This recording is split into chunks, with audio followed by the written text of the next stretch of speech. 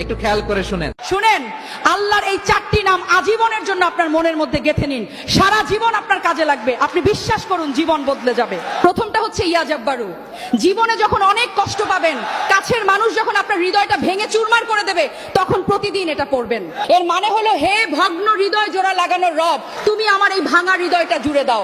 দেখবেন ভেতর থেকে এক অদ্ভুত প্রশান্তি পাবেন। দ্বিতীয়ত, আপনার যদি রিজিকের খুব অভাব হয়, পকেটে টাকা না থাকে, তখন পড়বেন ইয়া রাজ্জাকু।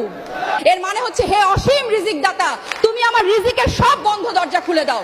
তৃতীয়ত, আপনি যখন ভীষণ ডিপ্রেশনে থাকবেন, টেনশনে যখন রাতের ঘুম হারাম হয়ে যাবে, তখন পড়বেন ইয়া সালামু। এর মানে হলো, হে শান্তির মালিক, আমার অশান্ত মনে তুমি শান্তি ঢেলে দাও।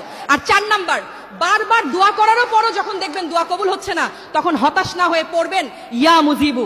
মানে, হে দোয়া কবুলকারী রব, তুমি আমার ফরিয়াদ কবুল করে নাও। ভিডিওটা আপনার সেই প্রিয় মানুষ বা বন্ধুকে শেয়ার করুন।